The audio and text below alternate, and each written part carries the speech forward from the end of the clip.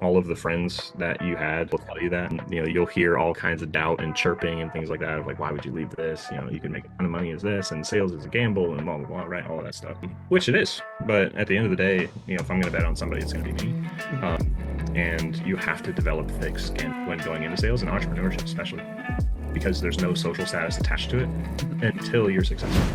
When I was 18 years old, I thought that making 100K a year, I was going to be like the richest person on the planet. Like, I was like, how am I even going to spend that much money, right? And I think that that leans into kind of growing up with corporate environment Mhm. parents. And all of that got shattered Mhm. when I met somebody who did 100K in a month. And then I met somebody who did 100K in a week. And then I met somebody who did 100K in a day. And then all of a sudden I was like, oh my gosh, $100,000 in a year isn't going to cut it. But there's a weird zone. Mhm. Uh, Alex Hormozy actually talks about this zone a lot, Mhm. where you're more successful than your current friend group, but Mhm. you're not successful enough to be in the friend group that like you are aspiring to be. Yeah. So like there's this lonely zone that Mhm. exists. Mhm. And what I've seen happen for entrepreneurs, especially, is they either regress back into comfort so that they can stay friends with the people that they're friends with, or they push through the lonely zone and are able to get up. Hey, what's up, everybody? Welcome back to Brainwashed to be Broke series. Today's guest has done over 50 million in personal sales and leads a team managing 30 million more. He's been in the game for 14 years, selling everything from corporate to high ticket to agency offers. He has trained hundreds of six-figure closers and is on a mission to redefine what sales really means. Pumped to have him here. Welcome to the show, Cory Jackson. What's up, dude? Thanks, Adam. Yeah, I appreciate it. I'm excited to be here. Thank you so much. So let's go back to to the beginning when you were growing up. What did success mean in your world? Yeah, I grew up in a fairly traditional family where success was, you go to school, you get good grades, you go to college, and then you get married, have a white picket fence, corporate career, and then you wait all the way until you're 65 or 70, and then you retire. And that was definitely like the vision that was painted for me my entire life. And I was told that if you don't go to college, you don't get a good job, those kinds of things, which I think some elements of that are true. Not all of them, but that was definitely the vision that was painted for me. Right. Yeah. So, most of the people in this, like at this time, or in the past when they've been raised, they've usually been handed certain script. And what do you like? What do you mean when you said that not everything that you like that you was taught was actually like wrong? What do you mean specifically about that? Yeah, I think that if you go the very traditional route of getting good grades and then going to college and all that kind of stuff, um, I think that one, it depends on the career path that you want, right? Like you can't become a doctor without going to college, if you really want to be a doctor, right? But what it teaches you is a level of discipline and self-accountability to an outcome. And you don't have to do it through college, right? A lot of people think that you have to do it through college, but being able to succeed at that level of academia requires a lot of self-policing, a lot of work and study and those kinds of things, which is where some people learn it. But it's not a requirement to go there. But as long as you aggregate that skill somewhere, that's what's important. Totally. So, have you been growing up in a family like that your parents been actually working corporate job, or have you been, growing up in a family like entrepreneurship minded people, or how was it for you? Yeah, very corporate. My mom worked in leadership positions through like the retail space, from store managers and district managers and regional managers and all that kind of stuff. So she worked in those positions the majority of my life. And then my dad worked in corporate positions as well for like large investment firms and energy companies and those kinds of things too. He did have a stint of entrepreneurship in the middle there, but for the most part, it was in definitely more of like a corporate environment. Versus like your traditional entrepreneur. Yeah. Right. So, have you been right from the beginning, like when you've been growing up, like have you been di thinking differently, or have you been like, really like just, you need to study well to have, certain grades that you can do certain things, or did they raise you a different way? Like, I mean, like, have they been giving you like these, the freedom to choose actually, like what you want to do or how it was for you? Yeah, so I did get the freedom of choice, but it was heavily guided by their experience, right? So they weren't ever like, you have to do this, you have to go here. It was, these are the options, this is what we did in order to be successful. So like it was very heavily guided, through that Mhm. experience. But they've always been able to give me very good advice when I Mhm. go ask them for it, especially now, being in the entrepreneur seat. I can see some things through a corporate lens because they have that experience Mhm. and they've led teams and managed people. And whether you're an entrepreneur or a leader in an organization, some of those skills are very transferable. Mhm. Um, but yeah, they gave me that freedom of choice, but it was very heavily guided. And an example of this, when when I was 18 years old, I thought that making 100K a year, I was going to be like the richest person on the planet. Like I was like, how am I even going to spend that much money, right? And I think that that leans into kind of growing up with corporate environment Mhm. parents, and all of that got shattered Mhm. when I met somebody who did 100K in a month. Mhm. And then I met somebody who did 100K in a week. And then I met somebody who did 100K in a day. And then all of a sudden I was like, oh my gosh, $100,000 in a year isn't going to cut it, right? And you can't get salaries at 100K a month. Like you just can't unless you're a CEO of like a huge company or something like that. But yeah, that was like my first experience of exposure Right. that shattered that belief that 100K in a year was going to be life changing. Mm.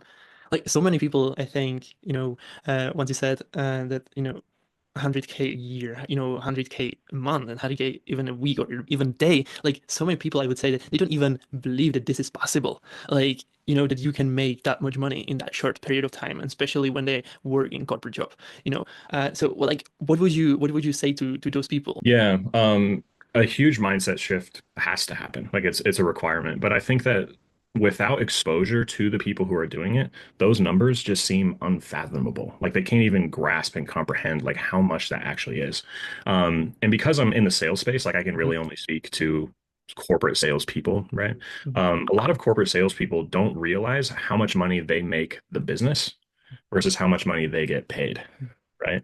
There's a lot of corporate salespeople that have quotas of $2 million, right? $3 million in a year. And they don't understand that if they were doing that same production Mhm. on their own, they would be making more than 100K a Mhm. month, Mhm. right? So they're not like making that connection, like that association of I actually produce $2 million and I only get paid 200K, right? And they're not able to make like link those two things together. Mhm. So if you are in that seat and you're able to see how much money you're producing for a business and getting paid a fraction of that over the course of, your year or career or whatever it might be, then those numbers become more real because Mhm. it's something that you're doing right now.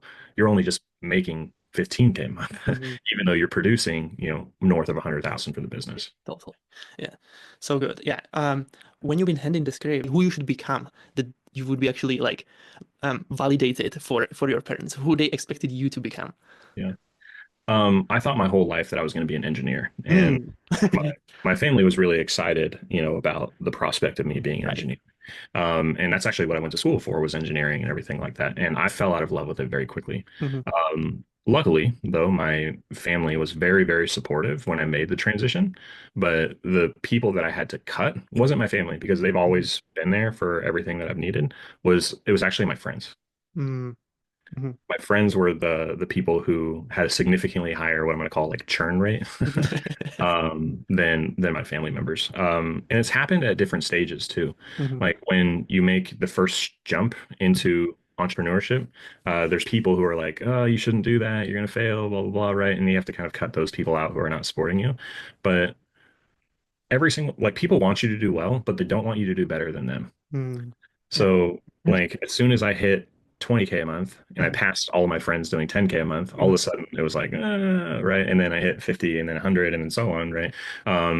There's been those churn events with friendships and relationships at each level that you go up.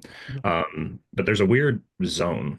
Hmm. Uh, Alex Hormozy actually talks about this zone a lot, Hmm. where you're more successful than your current friend group, but Hmm. you're not successful enough to be in the friend group that like you are aspiring to be. Yeah. So like there's this lonely zone that Hmm. exists. Hmm. And what I've seen happen for entrepreneurs, especially, is they either regress back into comfort so that they can stay friends with the people that they're friends with, or they push through the lonely zone Yeah. and are able to get up. And that zone caps a lot of entrepreneurs because they regress backwards. Um, but yeah, I've experienced a few of those lonely zones Hmm. throughout the course of my life. But what is funny is as you become more successful, Hmm. the time duration between the lonely zones gets longer. Mm, Right? So you start with like lonely zones that happen every like 6 months, right. right? But then you hit a certain success threshold, and then you have friends who are way out in front of you, Mm, and it's going to take you a long time to yeah. be able to get there. So those lonely zones happen, I think, for me anyway, less frequently as you become more successful. So there is a carrot on the other side Right. of it. Yeah. Yeah, Totally. So are you saying that you had to sacrifice some friendships to actually move on from where you've been? absolutely. Totally. Right. Yeah, 100% agree. absolutely. It's so fun because like it's so much fun to see basically we have like lots of things in common basically especially the part of being an engineer. That's like but it was my parents path that they tried to hand it to me but I couldn't just follow that. So I moved abroad and start just that was the biggest shift because I had to actually start figuring out things on my own. Nobody is here for me that it actually support me, right? So Yeah. that was like the biggest change for me, and that everything started from there, That's right? such a blessing though, Well, right? Like yeah, when you make it's it was super scary. super, yeah, super, Super super. scary when you make the jump, but it's amazing how fast Hmm. things happen Hmm. when they have to, Yeah, right? yeah, And when you are in a position where like you have to make it work, it sparks ingenuity, it sparks effort. Like you probably worked more in those first few months than you had potentially ever worked in your whole life, right? yeah. And it sparks those things out of a necessity, which is a lot of reasons why people are afraid to make that jump is because they don't want the weight of it's on me, Yeah. right? And believe it or not, for anybody listening, that weight doesn't go away. Yeah. We Totally. just get stronger, so it Yeah, feels lighter day over day over day over day. But it still is on you. And if you really want to make the money you want to make, it's never going to be paid to you by somebody else. totally.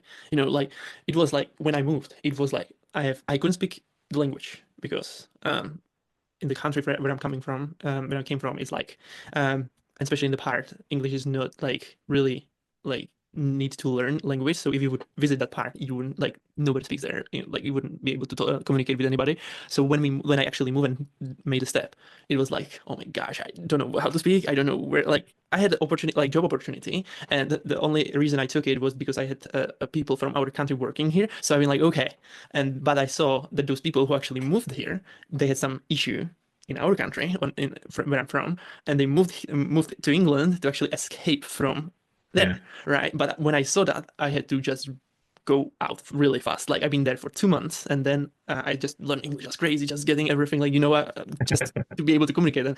And then just moved out from there, find a flat where I can live, and just start figuring out different ways, like how I can actually make money and how I can actually like pay the bills that actually when I everybody has it, so but when it shifted for you actually like or when you figure out what was the time or what was the situation or what was the event that happened when you figure out that this is not the path that I want to go or want to follow. uh I need to shift. I need to like do something differently, and that allows me to actually live the life the way that I want. what, Yeah.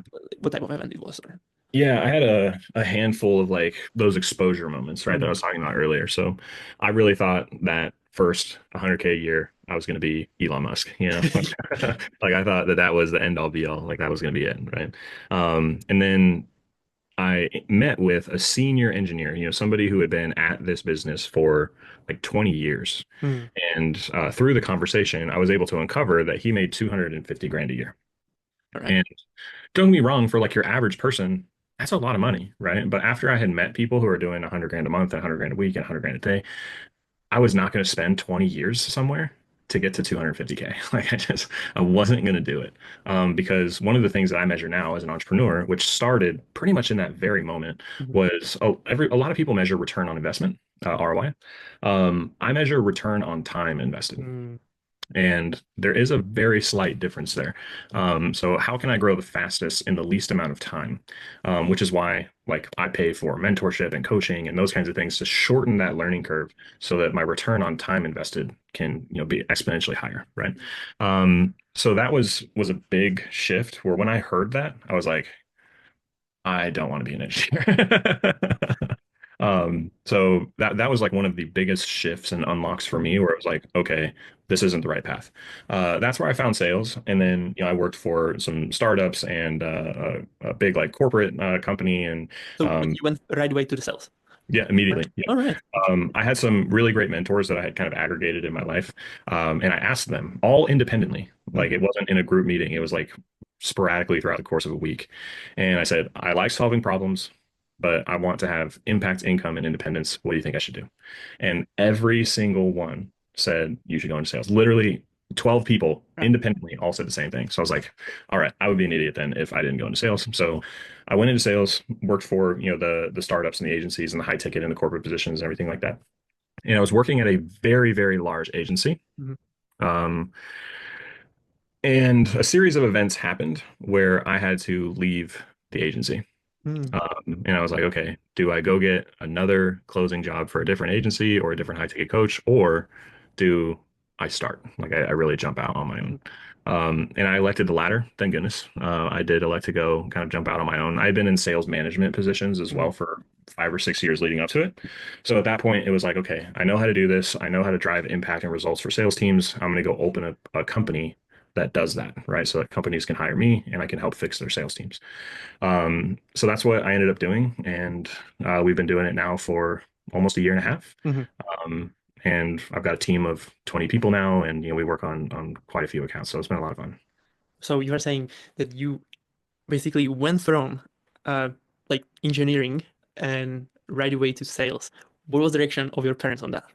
And about people around you. What was that? Yeah, because sales like everybody's like, oh my gosh, salespeople, just don't talk to Worst. me, just run away from those people. You know what I mean? But Yeah, what was the reaction on that? yeah. It wasn't as abrupt because when I was in school, I was selling personal training like as my Mm-hmm. job while I was in school, and that's kind of how I earned a living while I was getting my education.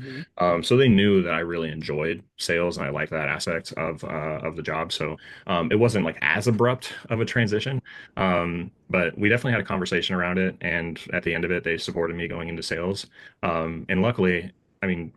Pure luck. I wish I had a better way of explaining it, but it was pure luck. Mm-hmm. I landed at an amazing company Mm-hmm. for my first sales job. It was called Snack Nation, All right. and we did like snack delivery services for businesses, right? Um, and the CEO, excellent. His name's Sean Kelly. He's been on the Inc. 5000 and like Entrepreneur of the Year and all that kind of stuff. Andy Mackinson, who has won like top five marketing leaders like 3 or 4 years in a row. But the big one was this guy named Kevin Dorsey. Mm, He goes by KD. So if you look him up on LinkedIn, it'll say like Kevin Dorsey, KD. I think he has like Black Hat aficionado or something. okay. But he was the best sales manager that I could have ever asked for in my very Mm, first like true sales role, mhm, because he's still a lead, massive leader in the space. And I got unbelievably lucky to learn from him at the beginning. mhm. And when you jump into sales, like, have you been, was it easy for you to actually, start doing like start selling, or like have you had to go through certain things like that you actually been taught, you know, when you've been raised, like what is selling about and how you should actually communicate with people and these type of things? Yeah. Yeah. Yeah. Kevin can tell you that it was really hard for me, because my only sales experience that I had had up until that point was in the gym. Mhm. And in the gym, people walk in. They're like walking into the gym, and all I have to do is talk to them after they walk in, right? Yeah. But a true sales job, like you have to do prospecting, you have to send Traffic solved, emails, right? And call, yeah, yeah, yeah, you have to call people and create yeah, interest and all of that. another skill to go. Yeah. Yeah. In my first few months of selling, I experienced so much call resistance. Mhm. And just internally, where like I Mhm. had like this anxiety of like picking up the phone and starting to Yeah. call. Yeah. So for anybody who's going through that, been there, I get it. Mhm. Um, but it goes away with volume. So like the more and more and more that you do it, like the less anxiety you feel. Um, but yeah, I mean the first few months, potentially even like the first 8 or 9 months, I experienced a ton of that call anxiety. Mhm. Um, but when I actually was talking to people, Mhm. I had that skill set already. Cool. Okay. So I was pretty good at communicating and asking questions and pitching the offer and those kinds of things. Now, granted, I'm way better at it now than I was, but due to selling personal training, I had a little bit of foundation for that. But yeah, that was kind of how that worked. Yeah, that's super, super cool. So yeah, so everybody's listening that, that resistance between, when you're starting something, it's always there. It doesn't go away. It's like it's going to, like, if you do the thing over and over again, it's going to disappear slowly, but it's still it's not going to go away completely. It's still going to be there, like that type of thing, but you're going to be more, certain in this type of in this type of conversation or the skills that you actually develop over time. Uh, but also, like when what it actually like cost you accept your friends to actually, like go from like being in the corporate job. Did you have to like, because you said that that the engineering was for you like a dream job or something, like you've been really like that was the thing that you wanted to do, like why you didn't really go with that except like instead and you choose the path of going with sales, like tell me about this a little bit more if you can. Yeah. So you lose your social status Whew. immediately. Because sales definitely has a connotation of like the tweed jacket, slick back hair, like that kind of thing. Mhm, And you lose your social status immediately, especially when going from what most people view as a prestigious career to sales. It's mhm, like, why would you do that, right? And you lose all of that status associated with that overnight. Like as soon as you make that decision, it evaporates immediately mhm, until you're successful, mhm, right? mhm, Which is really interesting. So, yeah, that's one of the biggest things that you lose. All of the friends that you had mhm, will tell you that. You'll hear all kinds of doubt and chirping and things like that of like, why would you leave this? You can mhm, make a ton of money as this, and sales is a gamble, and blah blah blah, right? All of that stuff, which it is. But at the end of the day, if I'm going to bet on somebody, it's going to be me. mhm, Um, and you have to develop thick skin mhm, when going into sales and entrepreneurship, especially. Uh, because there's no social status attached to it mhm, until you're successful. mhm, If you're not successful, people think that you're like a deadbeat, right? But as soon as you become successful, all of a sudden it was like, congrats. Even if they were, talking shit for 2 years, right? And then you become successful, then they say congratulations, right?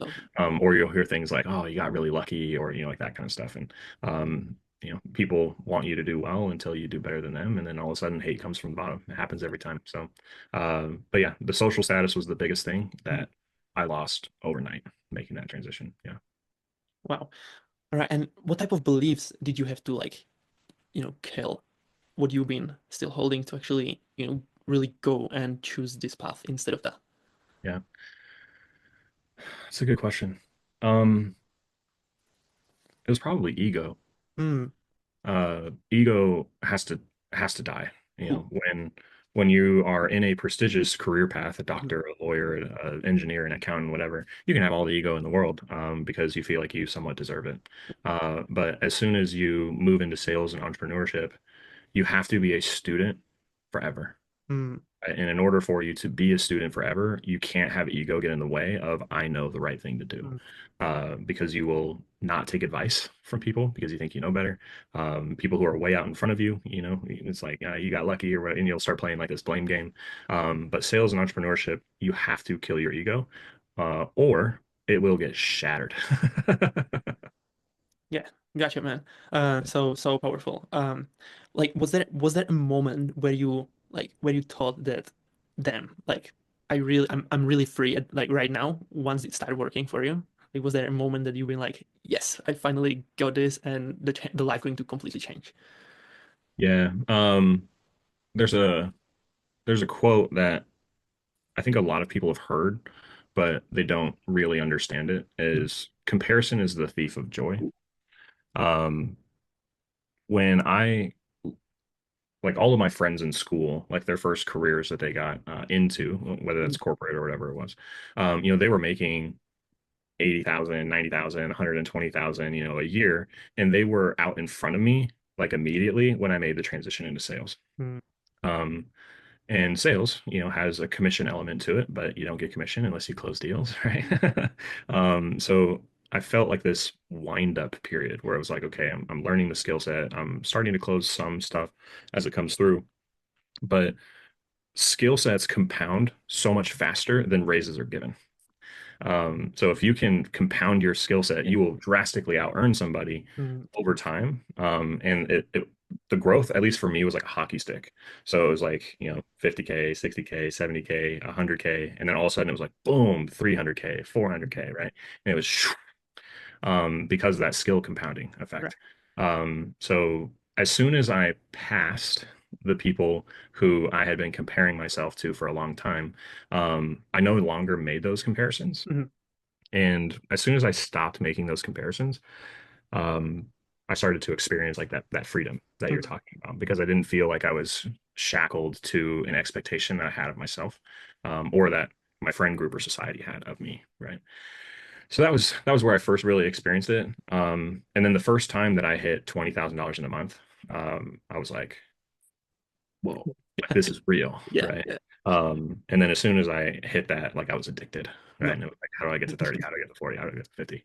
Um, which is interesting because like I still compare Mhm. today, Mhm.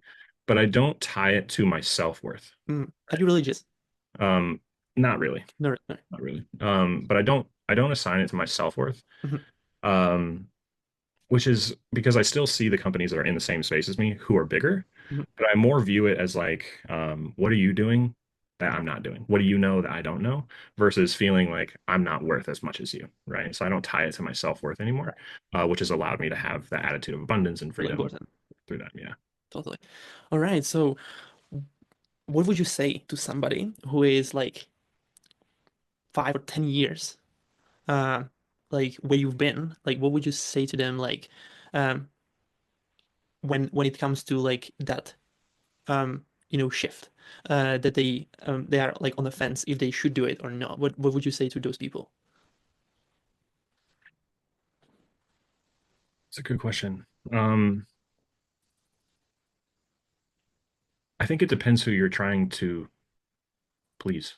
Mm, I think people who experience the ultimate level of freedom are the ones who are trying to please themselves. mhm, And then the people who get stuck in this decision-making matrix or like analysis paralysis, the people who get stuck there are the ones who are constantly struggling of this is what I want, but this is what my friends or family want of me, mhm, and those beliefs being competing. mm, And when those beliefs are competing, you will just get stuck. And unfortunately, the vast majority of people who get stuck there won't do anything. mm, So as soon as you start to prioritize yourself and your own life and your own happiness and your own outcomes and your own goals mhm, above what other people think, when you hit that, that's where you jump. Because if you jump before that, you are going to land on your face mhm, because you're going to constantly be doing stuff for you and stuff for them and stuff for you and stuff for them. And you're going to have like one foot in each camp, which means you won't do either of them well. mhm, So once you get to the point where it's like, I'm the most important. And I'm not saying that selfishly. Like you can still be a really great person and have empathy for people and great relationships and all of that. Like that's not what I'm saying. But when you become your happiness, happiness is kind of a, I don't know if that's the right word, but yeah, when you are trying to accomplish your goals for you, when you hit that, that's when you jump. mhm. Very interesting. Really cool. What would you like? What would you love to or wish that somebody would tell you when you started, like to actually shortcut or something for you, like the journey for you, like get Yeah. the results as soon as it would be possible. So what I actually wish that I would have learned was not results oriented. Mm, Um, what I wish I would have learned was to celebrate the milestones along the way. mm, Um, That way you can truly feel and live in your accomplishments, at mhm, least momentarily, and setting up like a reward system for yourself, right? Because if you don't, what happens is you hit it and then you immediately set the next goal and you don't ever, you feel like you're constantly chasing and you don't ever have the opportunity to look back with mm, gratitude of like the things that you've done and the things that you had accomplished and all the work that you had done to get you to that point. I wish I had a reward system for myself earlier. mm. I do now, even if it's something little, like I'm a sneaker fan. So No, sometimes I'll just go out and grab a pair of sneakers for nice. hitting a goal that I want. But I wish I had done that sooner Mm, because I felt like I was in this constant chase and that I was like consistently unfulfilled and didn't mhm. have purpose because I felt like there was always something else for me to do. Um, which is true. But I wish I had celebrated more of that stuff along the way. Amazing. Yeah, totally. I totally can relate to that because, I mean, always, try to like don't spend money on stuff that actually doesn't matter. I like to be like really, like intentional about everything what I do with my time, with my money, what like my like, the vision or how I see the entrepreneurship is like I love to see a business like a fast vehicle to cash, for example, right? And then because the business, it depends how you're going to build it, but it can be like it doesn't need to be like here forever, right? So I like to like thinking about stuff that I'm going to use a business to actually make more money, to be able to actually invest money into some other things, like for example houses or something like that, actually going to bring me the stable income, right? But I don't know if you have that type of thinking, also like something like that similarly, or have you been thinking about this type of topics or Yeah, studying something? yeah, for sure. But we're also like, as much as we try to be different, Mm, um, we still have a lot of like animalistic tendencies, like an mm, instincts and those kinds of things. And there's something called social conditioning, right? mm, And social conditioning is essentially when met with something, you get either positive or negative reinforcement to either stop doing the thing or to do that thing more, right? And when you are an entrepreneur, outside of maybe society being mm, able to say, like, hey, good job, mm, we don't have anybody to mm, create positive feedback loops mm, for, right? Which is why, like, that reward system was so big for me mm, because even though it was me buying me mm, something, mm, it still created that social conditioning, positive feedback loop of, I want you to do more of this, mm, right? And if you don't do that, you will hit like burnout. Like you will just mm. burn out because you don't So have a true. reason to like keep doing the thing that because entrepreneurship is a battle. It's a war like every day, you know. Totally. And if you don't celebrate the battles that you win in the big scheme of the war, then like your morale just goes to shit. You burn out really fast, and then you can't find the energy or the drive to continue. Mm, So those things have been really, really important for yeah, me to continue to grow. yeah, yeah. So true. Yeah. Um, and what would you say like to people? Like what is like the lie that people are believing in still? Like, and you think that it's totally bullshit. Like it's not doesn't make like any sense. What do you have something? What would you say to them? Like what is like what you think is totally like nonsense? I think a lot of people think that making money online is easy. Mm. And they see some guy driving a Lamborghini who was like, I used to be just like you. And then all of a sudden I did this thing and now I make $10 million a year. And they think that it's like a super easy thing. But it doesn't matter if it's analog, in person, online, like whatever. Mhm, Owning a business is hard. And I think people come in with the very wrong expectations that they're mhm, going to be able to make $100,000 a month like that. mhm. And it just doesn't work. Now, are there some people who have done that? Sure. Right?